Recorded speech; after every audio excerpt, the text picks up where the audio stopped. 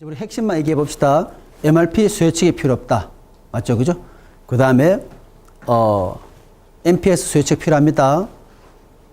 총괄 생산 계획은 그런 완제품들을 다 모아놓은 거예요. 맞죠? MPS는 완제품들 따로따로 보는 것이고, 삼성전자가 많은 휴대폰 모델을 만들더라 그러면 각각 휴대폰이 뭐가 돼요? 휴대폰 모델이 MPS가 돼요. 그죠?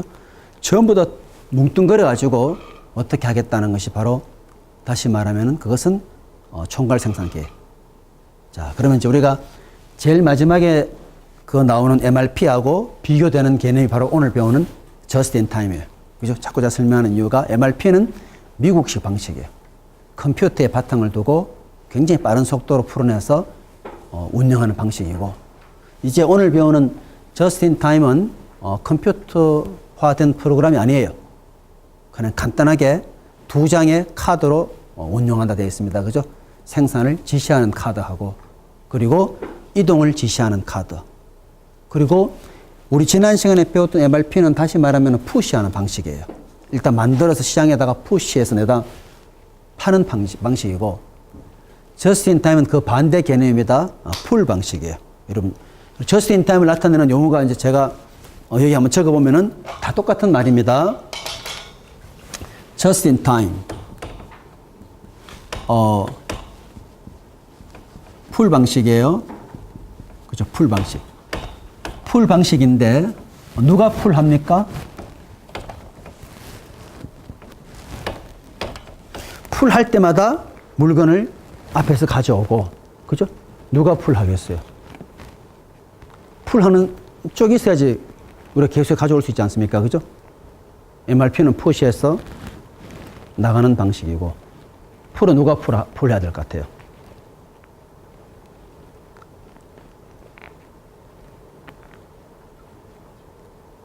자, 뒷단에서 필요하면은 그 앞단에서는 뒷단에 필요한 양만큼 만들어요. 그래서 그 방식을 잘 적용하게 되면은 재고가 하나도 없을 수 있죠. 그래서 우리가 무재고 방식을 해요.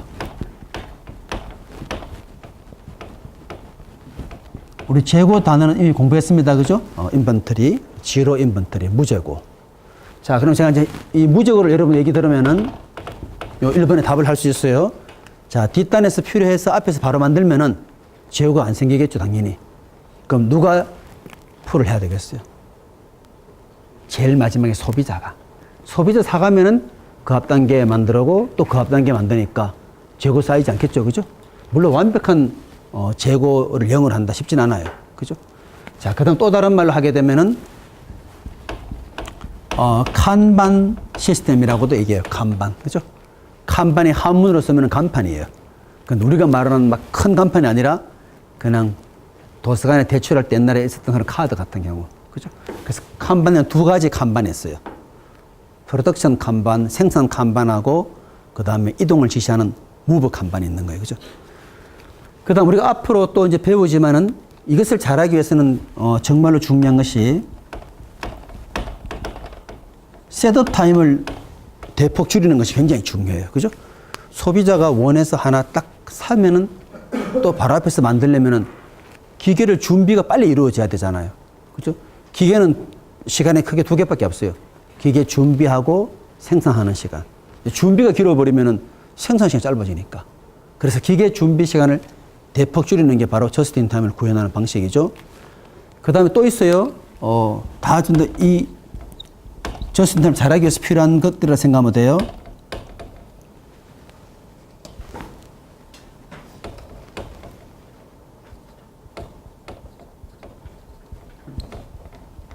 또 하나는 프로덕션 스무딩 해가지고 생산을 평준화한다는 건데, 앞에 하나 더 갖다 붙이면은 데일리라는 말이 있어야 돼요. 그죠? 매일매일 생산을 평준화한다. 이거 제가 옛날 벌써 예를 들었습니다. 아마 여러분 기억날 겁니다. 한 달에 2,500개 하는 완성하기 어려워도 그것을 한 달에 20월 일 안에 해서 20월로 나누어서 매일매일 체크하면은 달성하기 쉽겠죠. 그죠? 그래서 데일리 프로덕션 스무딩 굉장히 중요한 거예요. 그래서 일이 빨리 끝났다. 그때는 뭐 합니까? 기계를 최적의 상태로 유지해가 다음날 또 생산 잘하도록 하고, 일이 늦게 끝났다. 어떻게 해야 되죠? 잔업해야 되는 경우죠. 그래서 매일매일 일정한 양이 중요한 경우죠. 여러분도 마찬가지. 여러분들도 그 예전에 우리 그 미국에서 공부할 때 보면은 그 미국에 보통 한국 유학생들이 가서 참 놀라는 것이 그 미국 대학교에 엄청난 그 체육관, 체육관 엄청나거든요. 그래서 우리들이 저 못 모르고 막 거기 있는 모든 기계를 다 해보려고 하다 몸살나고 하다 못하는 경우 많잖아요. 그죠? 똑같아요. 무리해서 많이 하는 게 중요한 것이 아니라 항상 일정하게 하는 게 굉장히 중요할 수 있죠. 자, 그래서 이런 것들이 갖추어져 있지 않다 그러면 우리가 저스트 타임 제대로 구현할 수가 없죠. 근데 요사 이제 우리 지난번 토론했지만은 이제 도요타에서도 지로 인벤토리 개념이 좋지 않다 이렇게 나왔죠. 그죠? 왜냐하면은 갑자기 긴급 재난이 발생해 지진이 일어났다. 그때는 심각하지 않습니까? 그죠? 이제는 오히려 재고는 어느 정도 갖고 있는 게 좋겠다는 식으로 좀 생각이 바뀌었다 그랬죠. 그런 식으로. 그래서 우리가 이걸 염두에 두고 한번 이제 볼 텐데, 자, 그래서 여기에 제일 필요한 것이 뭐냐면은 MRP하고 재고에 대한 생각이 달라요. MRP에서는 재고가 필요한 자산으로 보는 거예요. 재고는 자산이다. 그죠? 근데 저스트 인 타임에서는 재고가 하나의 악으로, 재고는 반드시 없애야 될 하나의 낭비로 보는 거예요. 그죠? 재고를 쌓아두는 사람은 굉장히 거기에 대한 페널티가 부여되는 거라고 보면 되죠. 그래서 한번 봅시다. 자, 70년대 후반 도요타에 의해서 완성되어 있다. 그죠? 그리고 80년대부터 이제 이 도요타가 뭐 일본 자동차들이 미국에 막 공략하다 보니까 미국 친구들이 막 놀랐는 거예요. 비용도 저렴하면서 또 퀄리티는 되게 좋고. 그래서 놀라서 이제 야, 이게 뭐냐 하고 이제 알아보게 되었고, 그래서 많은 이제 책들이 나오게 되었죠. 가장 정의는 이렇게 볼 수 있어요. 필요한 때에 필요한 것을 필요한 만큼만. 빨리 만들어도 좋지 않아요. 재고로 쌓아둬야 되기 때문에. 그죠? 필요한 때에. 그리고 이제 필요한 것을 필요한 만큼만 생산해 내므로써 생산 시간도 단축하고 재고를 최소화해서, 여기 중요한 말이 재고 최소화예요. 이게 중요합니다. 이제 우리 옛날 개념이지만 그대로 수용하면은 재고를 최소화하는 것. 그리고 낭비를 없애고 대내외적인 환경 변화에 신속하고 유연하게 대응하고자 한다. 그래서 낭비로 보는 7가지를 잘 한번 보세요. 분량. 분량이 왜 낭비입니까? 어떤 사람이 300개 주문했는데 분량이 10개다. 그럼 10개 더 만들어 드려야 돼요. 그만큼 또 낭비되지 않습니까? 그죠? 재고도 낭비죠. 과잉 생산한 것도 이것도 역시 낭비예요. 제가 현대자동차 예를 들었죠. 자기 자체 공장에 다 쌓아두지 못하고 동네 주변에 길에도 쌓아둔다 그랬잖아. 그죠? 그러면 거기에 대해서 또 수출할 때 새 책을 새로 해야 되고. 그죠? 다 낭비죠. 그 다음 운반. 운반이 많아지는 것도 별로 안 좋은 거예요. 그죠? 또 아이디어를 잘 내가지고 가능한 그 운반을 좀 줄일 수 있는 것. 그리고 이제 프로세스도 좀 더 합리적으로 개선하면 좋겠죠. 그죠? 동작도 마찬가지고. 그리고 특히 가만히 살펴봤더니만 기다리다가 시간을 많이 보내더라. 그죠? 대기.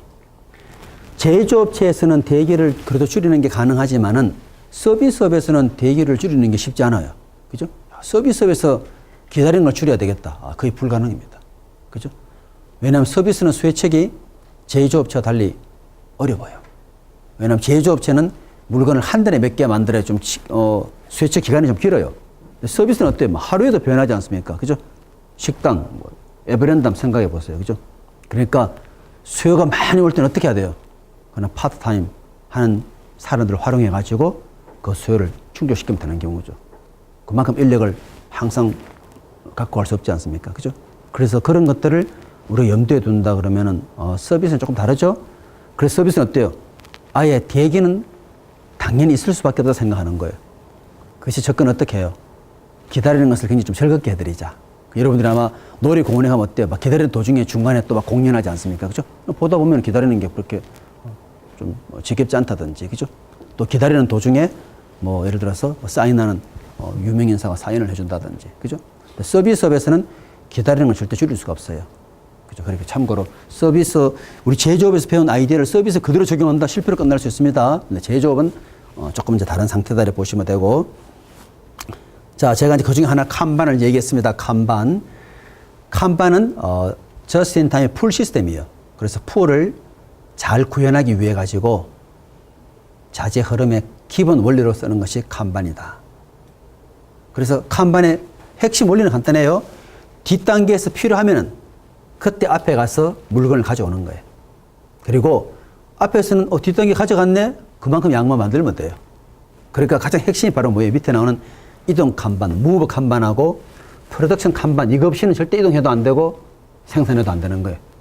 칸반, 도서 대출 카드가 딱 걸려있을 때, 이때 내가 생산해야 되는 것이구나. 그죠? 도서 대출 카드 같은 거 걸려있을 때, 그때 내가 이동해야 되는 것이구나. 그래서 미국 사람들이 깜짝 놀란 거죠. 보니까. 대단한 컴퓨터화된 프로그램도 아닌데도 잘 돌아가고 있죠. 왜냐하면 단계별로 그렇게 해서 계속 구현하기 때문에. 그죠? 그래서 작업장 간의 자재 이동을 허가하는 수단으로 쓰이는 것이 있고, 또 특정 작업장에서의 생산을 허가하는 수단으로 쓰이는 것이 있더라. 이렇게 생긴 것이 이제 칸반이에요. 그죠? 이동 칸반. 한문으로는 간판 얘기했습니다. 근데 우리나라 개념의 간판이 아니라 카드다. 그 카드 한번 잘 한번 보세요, 여러분. 이동 칸반. 이동 칸반은 당연히 뭐가 있어야 되겠어요? 내 앞에 작업장이 누군지 당연히 필요하죠. 그죠? 그리고 내 뒤는 누군지 알아야만 물건 만들어서 거기다 갖다 놓을 거 아니겠어요? 그죠? 그렇게 보시면 되고. 그 다음에 생산 칸반은 또 밑에 뭐가 있어요? 만든 다음에 어디다 쌓아둬야 되는 중요하죠. 이렇게 이해되죠? 그죠? 그러니까 이동 칸반하고 생산 칸반 내용이 제일 아래 단은 다르잖아요. 이동 칸반은 어디에서 어디로 가야 되는지가 중요하니까 선행 작업장하고 후속 작업장이 중요하고, 생산 칸반은 어때요? 만들어진 물건 어디다가 쌓아둬야 되니까 그 쌓아두는 위치를 잘 하는 게 중요하죠.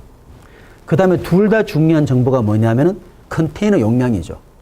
한 컨테이너에, 이동하는 컨테이너에 한 20개 담겨 있다 하는 말은, 우리가 just in time에서 재고를 줄이고자 한다 하는 말은 바꾸어 말하면 칸반의 수를 줄이면 돼요. 왜냐?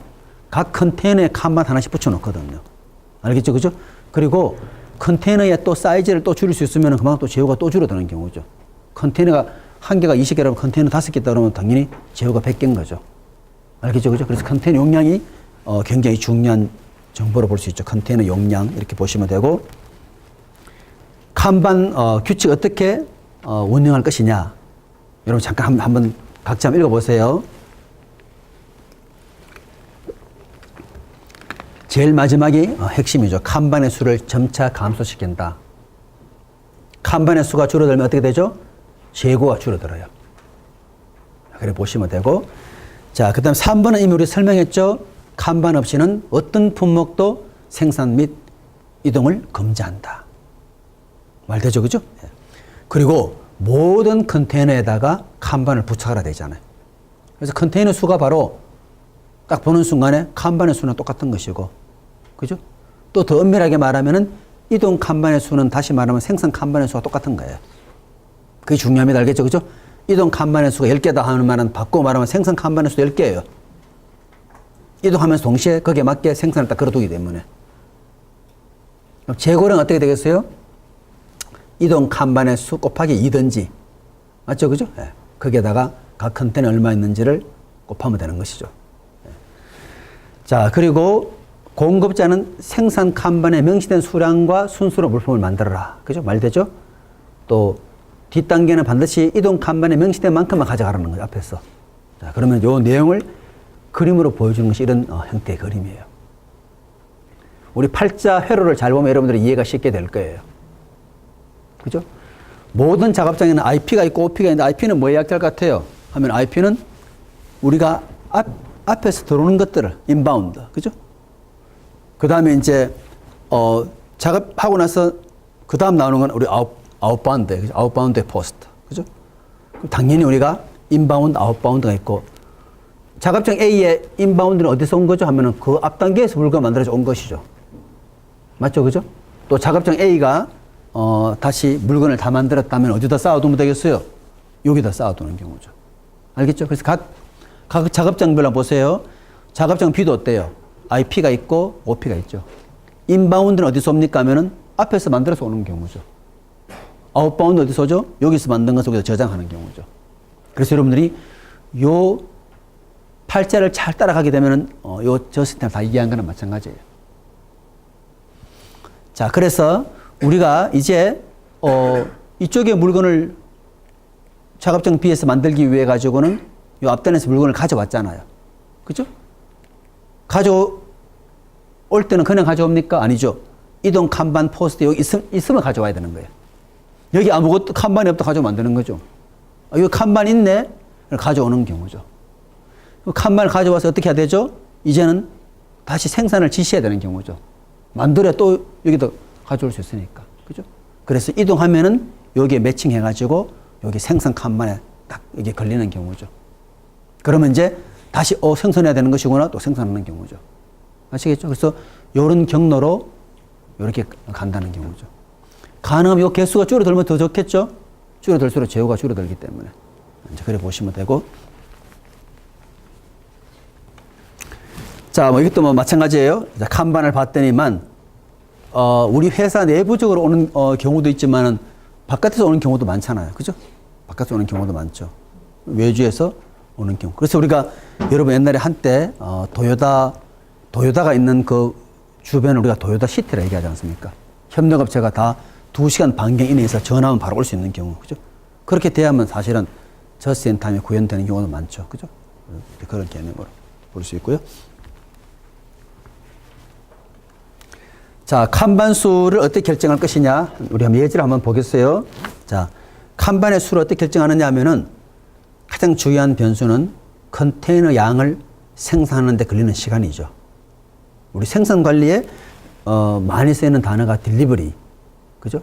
납기, 그 다음에 인벤터리, 재고, 그 다음에 리드 타임, 조달 기간이죠. 프로덕션 리드 타임이라는 것은 생산을 해서 만들어내는 시간이고, 또 프로큐어먼트 리드 타임은 내가 조달을 주문해서 오는데 걸리는 시간이고, 그래서 조달에 걸리는 리드 타임도 있고, 또 생산에 걸리는 리드 타임도 있을 수 있죠. 자, 칸반의 수는 리드 타임 동안에 수요하고, 혹시 몰라서 안전 재고만큼 더 갖고 있는 경우로 생각할 수 있고요.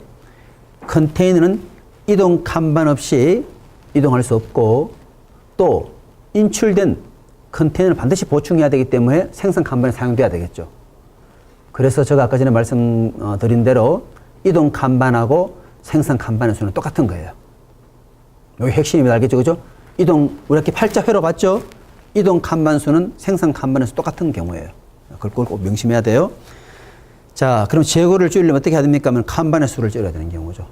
칸반의 수를 줄이는 것이 바로 재고를 줄이더라. 여러분 실제로 시간을 가만히 보면 대기했다가 이동했다가 기계 준비 작업하는데 실제 작업 시간은 얼마 되지 않아요. 아마 대기가 굉장히 길지도 몰라요. 그죠? 대기를 줄이는 것이 중요하고. 그래서 우리 이 문제를 한번 봅시다. 자, 작업장 B, 후수 작업장을 가정합시다. 1분에 2개씩 사용합니다. 그리고 한 컨테이너에 20개가 담겨져 있어요. 그 다음에 리드타임이 100분 하는 말은 뭐죠? 다 쓰고 새로 만들어 가져오는데 걸리는 시간이 100분이죠. 혹시 안전적으로는 10%니까 칸반의 수는 몇 장이나 해야 되는가? 이제 한번 구해보라. 이렇게 나와 있네요. 그럼 우리가 엄밀히 말하면 어떻게 되겠어요? 1분에 2개니까 최소한 다 쓰고 새로 만들어 오는데 걸리는 시간 100분은 버텨야 되는 경우죠. 그럴 때 기본에 200개 필요하네. 맞죠? 그죠? 200개에다가, 공식 없이 생각해보면 200개에다가 혹시 몰라 10%, 20개 더 갖고 있었다는 경우잖아요. 답은 당연히 220개죠. 근데 한 컨테이너에 몇 개 담겨요? 20개씩. 그래서 11개 답이 나오는 공식을 좀 멋있게 쓴 거죠. DL 곱하기 1 더하기 S. 그죠? D는 바로 뭐겠죠? 매번 얼마나 사용된 디맨드를 말하는 경우죠. 그 다음 L은 리드 타임이고, D 곱하기 L이 바로 뭘 말하죠? 리드 타임 동안의 수요죠. 100분 동안의 수요. 그 다음에 1 더하기 S는 바로 뭐죠? 세이프티 팩터. 안전 재고를 0.1 염두에 둔 거죠. 자, 그러면 이제 11장일 때 우리가 이때 재고량을 물 여러분들이 어떻게 해야 되겠어요? 11장 곱하기 우리가 각 컨테이너 개수를 하면 되겠죠. 그렇게 해서 구할 수 있다 보시면 되고. 자, 이제 이 어떤 사람들은 어떤 책에는 저스트 인 타임 하나의 필로소피로 보는 책들이 많아요. 하나의 철학이다. 그죠? 쉽게 말하면 우리 전통적인 방식과 다른 관점에서 보는 경우죠. 자, 전통적인 관점에서 본다면 재고가 비용을 발생시키지만 그래도 있어야 된다. 그래서 재고는 필요악으로 본 경우 많죠. 그죠? MRP 방식 같은 경우 마찬가지고요. 그런데 이제 고객 수요가 고급화되고 다양화, 계승화되다 보니까 제품 수명 주기도 짧아지면서 이제는 재고가 오히려 문제가 더 많은. 여러분 제가 예전에 또 그림을 그려드렸고 우리 학생이 또 질문해서 제가 블랙보드에 올려놓은 그림 봤죠? 컴퓨터 같은 경우는 재고로 쌓아두는 것이 오히려 물건 없어서 못 파는 비용은 더 높다 그랬죠. 그죠? 일반적으로는 품질 비용이 더 높아요. 와서 물건 없는 사람들이 여기는 다시 오지 말자 이렇게 생각하기 때문에. 근데 컴퓨터는 반대예요. 왜냐하면은 워낙 제품이 빨리빨리 변하는 것이니까. 그죠? 제가 미국 유학을 87년도에 가서 그 88년인가 9년도에 맥킨타시 SE30를 샀어요. 그 당시에. 그 당시에 맥킨타시 SE30 막 굉장했죠. 그 가격이 얼마냐면은 그 당시에 4,000불이었어요. 그 당시 4,000불이 엄청난 거예요. 그죠? 근데 용량은 얼마냐? 20메가예요. 20기가도 아니고 20메가. 근데 사람들이 막 거기에 막 엄청 막 살려고 했는 이유가 뭐냐면 서체가 너무너무 좋아가지고. 그래서 우리 스티브 잡스가 그 스탠포드에서 연설문 멋있는 내용이 있지 않습니까? 그죠? 거기 보면은 크게 여러분 알고 있는 스테이 헝그리도 알고 있죠. 그죠? 또 하나 중요한 거는 커넥팅 다츠라는 게 있잖아요. 그죠? 점들을 잘 이어라. 그게 사실 더 의미 있는 말이에요. 그래서 그 스티브 잡스가 대학을 중퇴했지 않습니까? 중퇴가 이제 좀 자유롭게 수업을 하나 들었는데 그때 들었는 수업이 뭐냐면은 그 캘리그래피라 그래가지고 캘리그래피가 서체예요. 서체 수업을 때 너무너무 그게 막 자기한테 와닿는 거예요. 열심히 들었는데 나중에 애플 그 개발할 때 맥킨타시 개발할 때 서체가 옛날 도저히 구현할 수 없는 서체로 사람들이 많이 산 거죠. 서체가 멋있어가지고. 그래서 스티브 잡스 얘기했지 않습니까? 옛날에 배웠던 것이 결국에 언젠가는 쓰게 되는 경우죠. 여러분도 마찬가지. 여러분도 우리가 어떤 한순간에 딱 했는 것이 여러분 나중에 다 세월 지나면은 그게 결국에는 연결이 되어가지고, 그죠? 이 사람 항상 말하는 게 뭐예요? 모든 그런 일들에는 과거에 경험했던 것들이 결국 연결돼가지고 뭐를 만들어내는 경우가 굉장히 많죠. 그 사람이 그 당시 서체 수업 들을 때 그거 생각하고 들었겠습니까? 그죠? 그때는 그냥 자기가 관심 있고 들었는 것이 나중에 자기가 제품 개발할 때 다른 컴퓨터 도저히 추정할 수 없을 정도로. 지금은 뭐 보편화되어 있죠. 지금은 그 사람 우스갯 이야기로 IBM이 나를 따라 했다듯이. IBM 책 얼마나 많아요. 궁서체, 책들이 얼마나 많지 않습니까? 그죠? 그래서 우리가 뭐 옛날 에피소드로 학생들이 예전에는 컴퓨터 처음 컴퓨터를 숙제 낼 때는 학생들이 서체만 다르면 다른 건 줄 알고 있는 거예요. 내용은 똑같은데. 어떤 학생은 명조체, 어떤 학생은 뭐 궁서체 해가 읽으면 내용은 다 똑같아요. 그죠? 근데 그것처럼. 그래서 서체가 굉장히 중요한 역할을 할 때 있듯이. 그죠? 그래서 여러분이 여기 보는 것처럼 사실은 개념이 완전 달라진 거죠. 그죠? 그래서 컴퓨터는 굉장히 빠르기 때문에 재고를 쌓아두면 큰일 나는 경우죠. 그래서 just in time에서 어때요? 재고는 만악의 근원인 거예요. 그죠? 그래서 여러분 더 고울 하는 책 읽어보면은 거기에도 핵심이 재고입니다. 그죠? 이 사람이 그 망해가는 공장을 어떻게 살릴 것이냐 딱 살펴보면서 바로 이거다. 재고. 제가 지난주에 말씀드렸죠. 중소기업체 사장. 그죠? 주가가 2배 뛰었는데 그 사람 우리가 물어봐서 뭘 했냐 안 물으니까 아침에 와서 그냥 재고 있는 곳만 가서 왜 재고 이게 남았냐 하고 따졌더니만 종업원이 거기에 집중하게 되고, 왜냐하면 최고 경제 관심을 가진 종업원들이 열심히 할 수밖에 없어요. 그것처럼. 그죠? 자, 그래서 재고는 만악의 근원이다. 그래서 just in time에서는 낭비 극소화는 다시 말하면 뭘 말하죠? 무재고 생산인 거예요. 그래서 미국 친구들이 가서 저 책 제목, 저 지로 인벤터리 책의 제목이에요. 그 당시 책 제목이 지로 인벤터리예요. ZI. 또 그 당시에 책 제목이 칸반 시스템이에요. 읽어보면은 just in time. 자기들이 감명 받아가지고 거기에다 제목을 붙여준 거예요. 야, 칸반 시스템 대단하네? 칸반 시스템. 책으로 한 권이에요. 그죠? 또 지로 인벤터리도 책으로 한 권이에요. 또 just in time도 또 책으로 한 권이고, 그죠? 그렇게 보시면 되고. 근데 이것을 잘하려면은 왜 우리나라도 just in time 아이디어 좋아서 가져가는 잘 안 되는 이유가 이제 뭐냐. 그래서 우리 옛날에 대학원 시험, 옛날 시험 칠 때는 당벌을 물은 문제가 있어요. MRP와 just in time을 비교하고 한국적 상황에 맞는 방식을 한번 제안해봐라. 그걸 보통 많이 물었죠. 그 이제 예를 들어서 우리나라 같은 경우 just in time 하는데 도요타 시티처럼 2시간 내에 있어야 되는데 막 인천 제철 인천에서 막 제철이 한참 배로 해가지고 현대자동차 울산에 간다. 벌써 맞지 않지 않습니까? 그죠? 그런 것들. 그래서 이런 것들 잘하기 위해서 우리가 여기 나오는 내용들이 갖추어져야 되죠. 생산 준비 시간, 저기 나오죠. 셋업 타임을 대폭 줄여야 된다. 그리고 로트 크기도 줄여야 돼요. 로트는 쉽게 생각하면 여러분 붕어빵 굽는 틀로 생각하면 돼요. 붕어빵이 한 판에 10개 굽는다 그러면은 로트 크기가 10인 거예요. 붕어빵을 한 판에 3개 굽는다? 로또 거의 3이에요. 작을수록 더 좋은 경우죠. 왜 더 좋으냐 하면 여러분들이 이 그림 보면 금방 이해가 돼요. 그죠? 자, 우리가 로또 크기가 100일 때 하고 50일 때 비교해 볼까요? 우리가 100개라면 어떻게 되죠? 물건이 점점 사용되다가 다시 100개 되고 이렇게 하지 않습니까? 근데 우리 관심사는 이 평균 재고에 관심이 많은 경우죠. 평균 재고 어떻게 구하죠?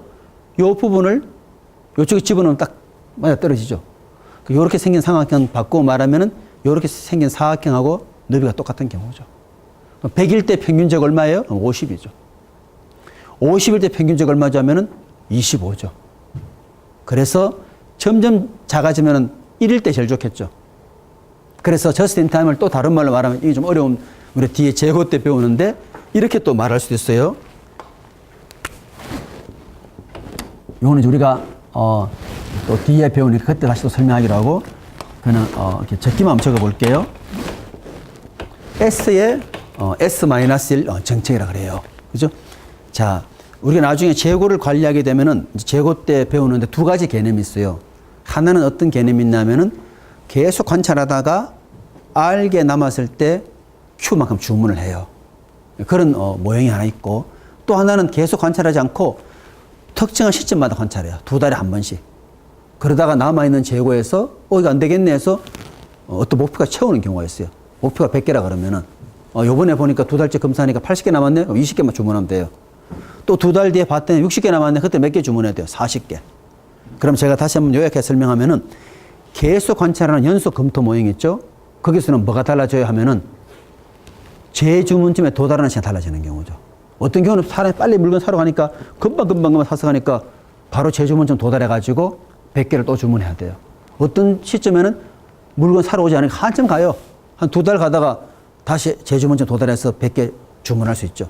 그래서 연속 검토 모형에서는 뭐가 달라지냐면은 재주문쯤에 도달하는 시간이 달라져요. 그렇지만은 주문량은 일정해요. 알겠죠? 그죠?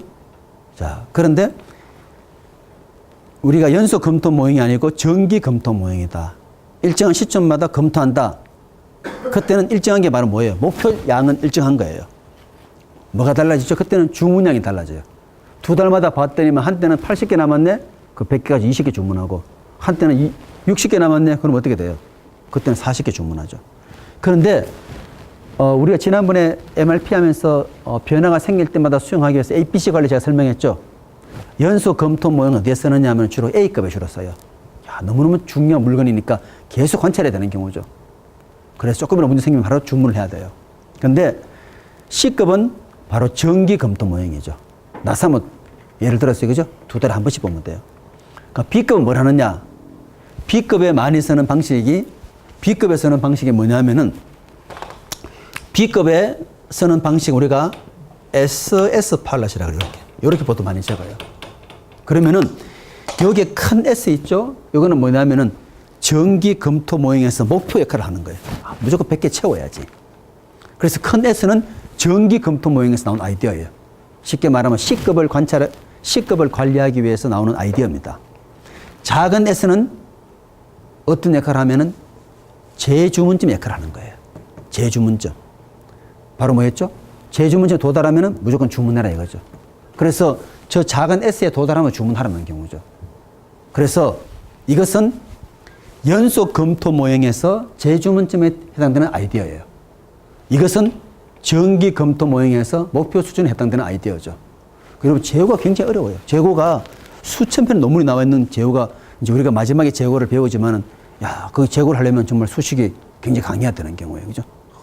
왜냐하면 수요가 불확실하다, 수요의 분포를 고려해야 되니까 문제 어렵겠죠. 그죠? 훨씬 더 어렵죠. 자, 그런데 B급은 특징이 뭐냐. 자, 우리 큰 S 보면 어때야 돼요? 2달마다 쉽게 말하면 주문을 무조건 내야 되는 경우죠. 그런데 거기에다가 연속 검토모형 아이디어를 결합해 봅시다. 2달마다 보니까 만약 S가 30회라 가정해요.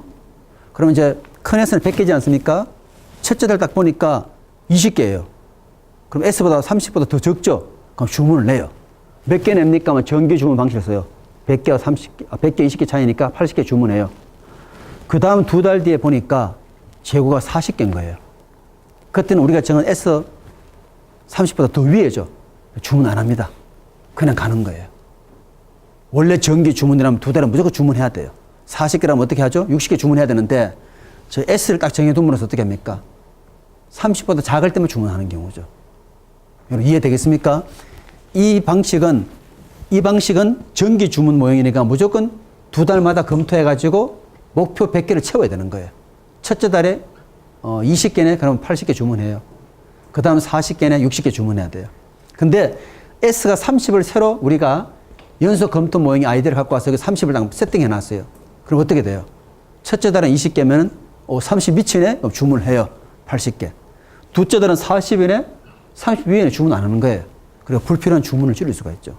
그럼 이 아이디어를 요리 갖다 하는 말은 뜻이 뭡니까? 작은 S가 큰 S-1이죠. 목표 대비 하나만 줄어들어도 바로 주문하는 거예요. 바로 저스틴 아이디어잖아요. 하나 줄어도 왜 줄어들었죠? 소비자 하나 사왔기 때문에. 그럼 바로 주문하라는 경우죠. 그래서 저 부분이 굉장히 어려운 내용이에요. 그죠? 저스틴 타임을 설명하는 내용으로 틀린 것은 여러분들이 SS만 잘 모르는 친구는 저거 체크하죠. 저거 처음 보는 게 들어왔네. 사실 저게 바로 저스틴 타임의 핵심 아이디어죠. 그죠? 여기 보시는 것처럼 우리가 로트를 점점 줄이는 경우죠. 그래서 마지막에 하나 할 때마다 하나 이렇게 하면 얼마나 좋겠어요. 쉽지는 않겠지만, 그죠? 그래서 여러분이 우리가 이제 남들이 아무리 좋은 제도라 하더라도 우리가 잘 안 되는 이유는 저기에 깔려있는 바탕이 우리가 쉽게 할 수 있느냐 없느냐 굉장히 중요한 경우죠. 그죠? 그래 보시면 돼요. 그 다음에 이제 생산 준비 시간 줄이는 게 참 쉽지 않죠. 옛날에 어떻게 생각했냐면 생산 준비 시간은 외생 변수다. 감히 내가 손을 댈 수 없다 생각한 경우죠. 그냥 받아들였습니다. 근데 지금은 줄일 수 있어요. 한번 예를 보여드리면은 여러분 잘 한번 보세요. 이거 상상됩니까? 한번 보시면은 이 도요타에서 1000톤짜리 프레스 작업하는데 옛날엔 이거 준비하려면 4시간이 걸렸는데 이걸 3분을 줄여버렸잖아요. 그죠? 미국 회사 블랙앤데커도 괜찮네 싶어서 80년대는 거의 막 미국이 일본에 열광할 때죠.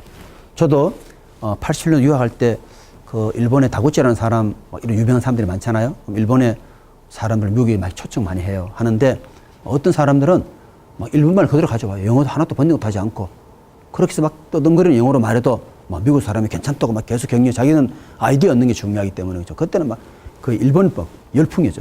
쉽게 말하면 그죠. 모든 게 뭔가 좀 제대로 하는 것 같고 그죠. 그래서 여기도 했더니 뭐 1시간 1분 줄어들었잖아요.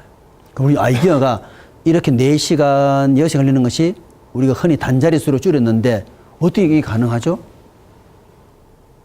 앞에 걸 안 볼 때 여러분 어떻게 가능합니까? 이 4시간에서 지금 우리 정선호 학생 한 번 더 다시 질문해 볼 텐데 너무 획기적인 변화잖아요. 그죠? 이 4시간을 3분으로 줄였는데 어떻게 가능할 것 같아요? 예를 들어서 뭐 4분의 1분이다. 뭐 그럼 조금 더 이해가 돼요. 그죠? 이해되는데 4시간 어떻게 단절의 수로 줄입니까? 야, 저스틴 타임의 가장 핵심 내용이 사실은 여기 적어놨죠? 기계 준비 시간을 대폭 줄여야지 된다는 경우죠. 이렇게 하기 때문에 고객이 필요할 때 바로바로 맞출 수 있지 않습니까? 물론 100% 완벽하진 않지만, 그죠? 정순 학생이 볼 때 뭐 어떤 걸 한 것 같아요? 그냥 언론 용어로 좀 이렇게 작업한 것 같습니까? 뭐 어때요? 문자 같은 경우에는 이제 간판 시스템 같은 거 도입을 해가지고 네. 바로바로 어디서 뭐가 필요한지 라인 자체에서 뭐가 필요한지 바로바로 이렇게 소통이 되기 때문에 그런 점 때문에 단축되지 않는 역시 경영학적인 답변 굉장히 두리뭉실하게 잘했어요. 경영학적인 답변 중에 가장 좋은 게 바로 케이스 바이 케이스. 물으면은 상황에 따라 다르잖아요. 그죠? 자, 이게 사실은 그것도 물론 포함돼요. 근데 이 뜻이 뭐냐면은 어떤 물건을 만들고 나서 그 다음 물건 만드는데 잽싸게 준비하더라는 거 쉽게 말하면, 그죠? 어떻게 잽싸게 준비할 수 있냐 하는 그 질문이에요. 그죠? 우리 이정경 학생 한번 아이디어 한번 내볼까요? 이제 여러분들 기업체 가면은 이제 이런 아이디어를 많이 물어요. 그죠? 수업 때 배운 내용보다도 더 순발력 있는, 그죠? 사장님, 우리 이정경 학생 그래도 고려대학교 나왔구만 하면서 이 과제를 한번 한 달 안에 한번 주는 경우 많잖아요. 그죠? 그때는 뭔가 학교에서 배운 거는 그냥 기본밖에 안 되는 거예요. 그죠? 자기가 아이디어 내야 되는데 어떻게 하면 이렇게 6시간을 다 분 단위로 줄일 수 있을까? 그죠? 자, 힌트를 좀 드리면은 A라는 물건을 막 만들고 있어요. A라는 물건을 막 만들고 있다 갑자기 B를 만들게 돼야 돼요. 그리고 B를 만들려면은 어떤 경우 굉장히 복잡하죠. 그죠? 그 B를 만들려면 사실 준비를 해야 되는 경우잖아요. 그 준비를 어떻게 했길래 시간이 6시간에서 저렇게 대폭 단자릿수로 줄어들었나 이거죠. A에서 B로 생산을 변경한다. 가장 극단적으로 설명하면은 A에서 B로 생산하는데 반드시 B에 맞게 기계를 거기에 맞게 변환을 시켜줘야 돼요. 어떻게 하면 저렇게 대폭 줄일 수 있죠? 우리 이준경 학생이 한번 생각하는 바를 한번 얘기해 보죠. 작업이 진행되는 동안 그렇죠. 그것도 중요한 부분 맞아요. 이제 여기 키 아이디어는 이제 준비를 크게 두 가지 나누어 본 겁니다. A를 생산하면서 할 수 있는 일이 있는가 보는 거예요. 말되죠, 그죠? 그리고 이것은 반드시 A가 끝나야만 그때 공구를 바꾸어 끼운다든지, 맞죠, 그죠? 어떤 경우는 A가 끝나야만 할 수 있는 일이 있고, 그죠? 어떤 경우는 A 계속 만들면서 할 수 있는 일이 있죠. 그래서 지금 잘 설명했는데 활동을 두 개로 구분하는 거예요. 오프라인의 액티비티하고 온라인 액티비티, 그죠? 그러니까 평상시 할 수 있는 걸 미리 많이 해놓으면은 끝날 때 우리가 바로 예를 들어서 툴도 하나씩 교체하는 것이 아니라 툴 매거진에다가 필요한 공구를 다 꽂아가 동시 장착할 수 있는 경우도 있겠죠. 그래서 그 아이디어가 바로 우리 앞에 나오는 요 내용들이에요. 기계 준비 시간 어떻게 줄일 것이냐. 기업마다 다 다를 수 있어요. 한번 봅시다. 이것도 역시 하나의 방법 되죠. 기계 준비를 계속 반복하면 좋지 않습니까? 우리가 요사이 경영대가 계속 소방훈련 하니까 훨씬 낫잖아요. 처음에는 당황하지만 몇 번 하면 사람들이 그거는 습관들 하더라도 결국은 좀 익숙해지지 않습니까? 그래서 반복적으로 하는 것도 하나의 방법이 될 수 있죠. 시간 줄이기 위해서. 또 특수 장비 사용하는 경우도 있을 수 있죠. 그죠? 또 뭐예요? 지금 말하는 생산 준비에 필요한 모든 것들을 우리가 필요한 장소에 잘 위치시켜 놓으면 되는 경우죠. 여러분 그 TV에서 봤지만은 어떤 화재가 났다 가상했을 때 우리가 교육을 받아가지고 여기에 전등이 여기 꽂혀 있고 이걸 빼면은 바로 불이 들어온다고 계속 교육받은 팀이 한 80% 탈출했다 그러면 나머지는 우왕좌왕하다가 결국은 20% 탈출 못하는 경우 많잖아요. 그죠? 똑같은 경우죠. 내가 있어야 될 위치에 이게 화재가 났다 그러면 당연히 요 위치에 손전등이 있더라. 빼는 순간에 여러분 그것도 아이디어가 많죠. 여러분들이 보시면은 이 손전등 같은 경우도 여러분들이 보게 되면은 전등이 이렇게 있다 그러면은 여기에 이제 건전지 이렇게 뭐 이렇게 그림 전과자 이렇게 그림이 그려지잖아요. 근데 우리가 벽에다가 딱 꽂으면은 어떻게 돼요? 요 건전지를 딱 분리하는 기능이 되니까 바로 전원이 꺼져버리는 경우죠. 그죠? 그러니까 빨리 빼면 어떻게 되겠어요? 빼면은 다시 건전지가 접촉돼가지고 불이 들어오는 경우죠. 저런 식으로 그 아이디어 식으로 다 준비가 돼 있다 그러면은 훨씬 더 우리가 상황이 잘 대처하기 똑같은 거예요. 그러니까 그래서 제가 예전에 말씀드렸죠. OS 운동 한때 우리가 나라가 OS 운동 많이 하게 된 이유가 일본에 우리가 조언을 구하려고 한 사람을 데려왔더니만 공장을 보더니만 당신은 자동화 하려고 생각하지 말고 OS 해라. 그죠?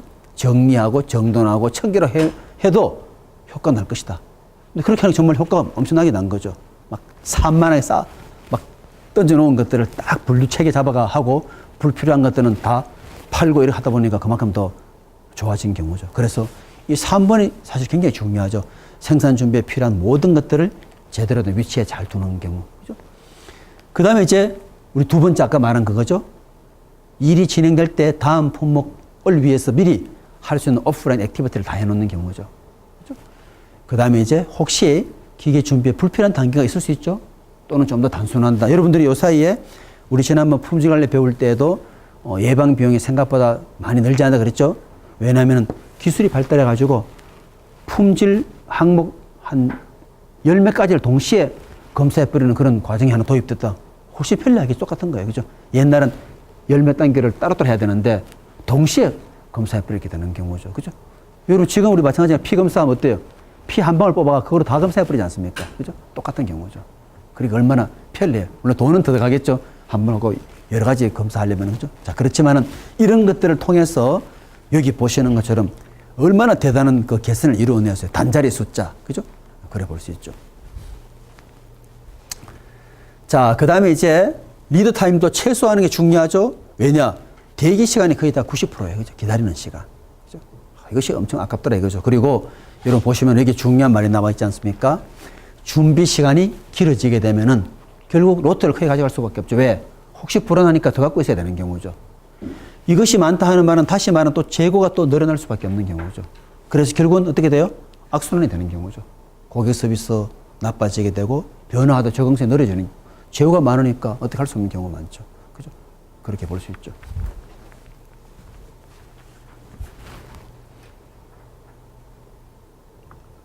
그 다음에 이제 저스트 인 타임에 제일 중요한 것이 저기 나오는 데일리 프로덕션 스무딩, 그죠?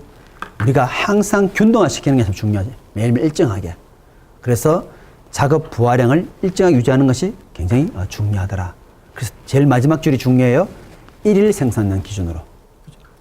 여러분들이 방학 때 어떤 목표가 있다 그러면 그것도 반드시 달성하려면은 그냥 방학 한 달에 31일 잡고 그냥 내가 총 해야 될 분량을 30일 나누었다.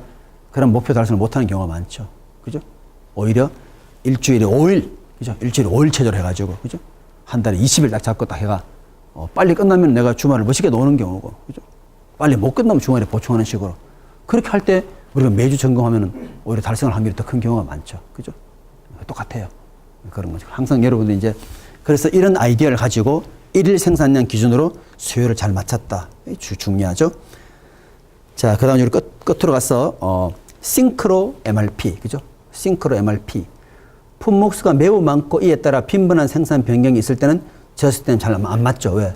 저스트 인 타임은 반복일 때 중요하고 자동차 계속해서 반복 생산될 때 그때 잘 맞아 떨어지는 경우잖아요. 그죠?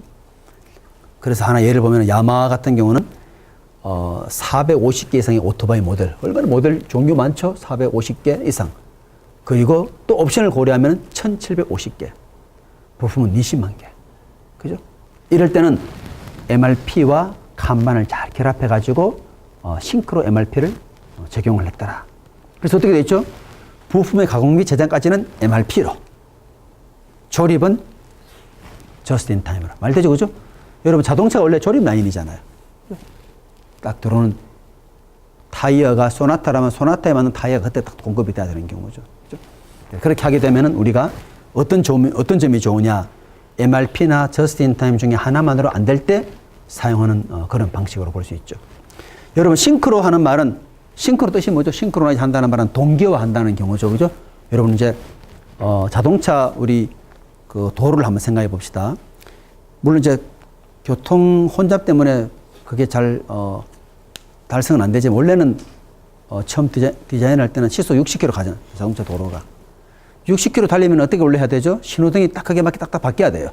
파란 신호등 계속 달리면 60km는 계속 바뀌어야 되는데 안 되는 이유는 뭐냐?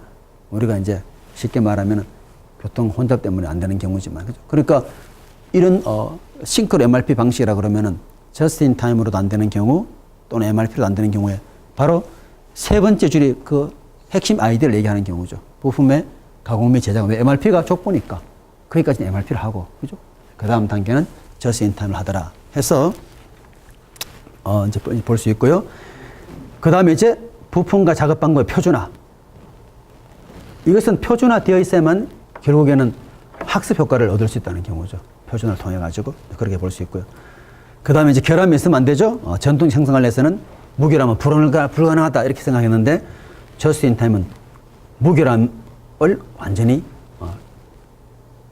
달성하도록 노력을 많이 하는 거죠. 이것을 위해 가지고 품질 분임조. 제가 이야기했죠. 품질 분임조.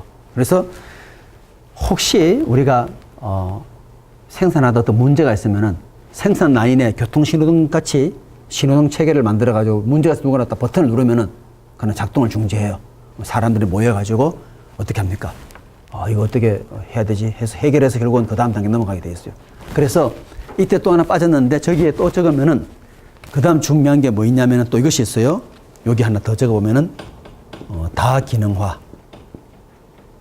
종업원들이 여러 가지 기능들을 갖고 있을 때 그 사람한테 인센티브를 더 주는 거예요. 왜냐하면 기계를 멈추었는데 기계를 멈추어서 다 모여본들 우리가 여러 가지 기능이 없다 그러면 하지 못하죠. 근데 여러 가지 기능들을 종업원이 많이 보유하고 있기 때문에 기계 멈추는 순간에 사람들이 모이면은 아이디어 나오는 경우죠. 이거는 이렇게 하면 해결될 것 같다고, 그죠? 그러니까 한 사람이 한 작업만 계속 하는 것이 아니라 여러 가지 그런 작업에 대한 노하우를 많이 갖고 있으면 그만큼 도움이 될 수 있다 볼 수 있고요. 그 다음에 이제 도요다의, 이거는 이제 비하인드 스토리로 보게 되면은 도요다의 무결점 생산은 사실은 5Y가 큰 역할을 했다 보는 경우죠. 도요다에서는 아이디어 제안을 잘하기로 유명하죠. 그럼 제가 하나 예를 들어 볼게요. 자, 기계가 멈추었을 때 가장 일반적인 방식은 휴저 끊어졌네, 휴저 교환하는 거예요. 그죠? 또 휴저 다시 끊어지겠죠? 또 교환하는 거예요. 도요다는 그 원인을 5번 물어보는 경우죠. 그래서 근본 원인을 없애기 위해 가지고 기계 멈추었다, 휴저 끊어졌다, 일단 질문이 그럼 휴저가 왜 끊어졌는지 물어보는 경우죠. 과부하 걸렸더라. 그죠? 그럼 한 번 더 물어보죠. 과부하 왜 걸렸냐? 하니까 윤활유가 충분하지 못해서 과부하 걸렸다. 그죠? 왜 충분히 윤활하지 못했냐니까 윤활 펌프에 어떤 문제가 있었다. 그죠?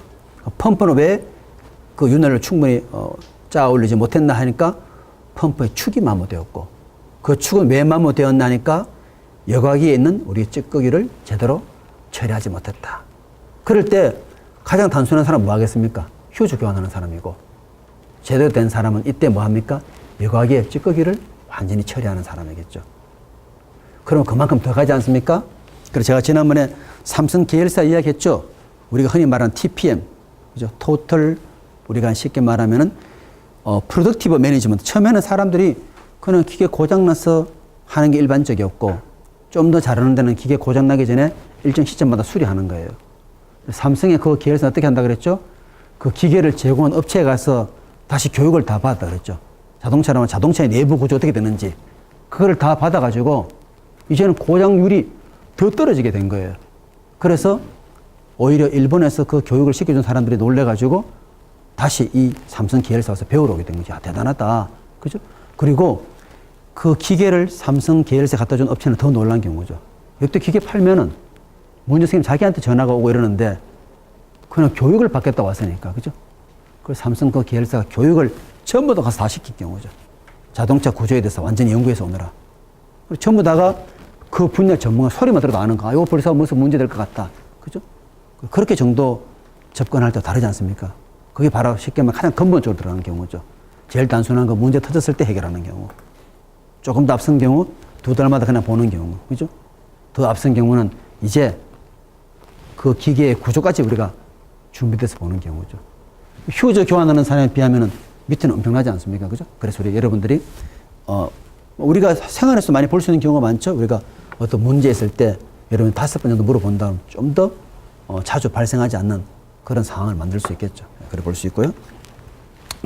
이거는 이제 우리 정리해 놓은 거예요. 보시면은 just in time 언제 쓰느냐 하는 걸 보여주죠. 반복적 대량 생산. 가장 좋은 게 자동차 생산이에요. 그래서 도요다를 할 수밖에 없었던 경우고 MRP는 비반복적. 그죠? 그 중간 형태는 우리가 싱크로 MRP라고 이제 말씀드렸고 자, 그 다음에 이제 이것도 우리가 예전에는 거의 단골로 많이 물어본 문제예요. 그죠? 단골로 많이 물어보는데 이건 우리가 이제 또 다음 시간에 한번 같이 공부하기로 하겠어요. 보면은 just in time하고 MRP가 차이점이 굉장히 많죠. 우리 딱 하나만 본다 그러면 우리 외주차 한번 볼게요. 이 MRP 미국식 방식은 철저한 상거래 관계예요. 미국은 사람이 내일부터 회사 나오지 마시오 해도 전혀 당황하지 않아요. 워낙 많은 기업들이 있고 이미 그게 익숙해져 있기 때문에 출근해서 핑크 슬립이 있구나 그럼 나보고 떠나라는 말이구나. 일본은 그렇지 않죠. 일본은 한번 관계 맺으면 굉장히 우호적으로 가요. 그죠? 그래서 우리가 MRP 있고 MRP2 있었듯이 just in time 있고 just in time 2가 있어요. 2는 뭐냐면은 협력업체 직원이 출근은 모기업에 출근하는 거예요. 모기업에 출근하면서 돈은 협력업체 물론 받는 경우죠. 우리나라도 그런 경우가 많아요. 현대모비스 협력업체가 현대모비스에 들어와서 일을 다 해요. 좋은 점 뭐겠습니까? 어떤 회의할 때 신속할 수 있는 경우죠. 그죠? 바로바로 해결할 수 있고. 그러니까 여기서는 우호 관계가 굉장히 중요한 경우죠. 이것은 상거래 관계는 나쁘게 말하면 적대적 관계죠. 좀 못하면은 그냥 바로 잘라내는 그런 경우로 볼 수 있죠. 이건 우리가 여러분 보시고 우리 다음 시간에 이걸 잘 논의하는 걸 수업은 우리 여기까지 마치고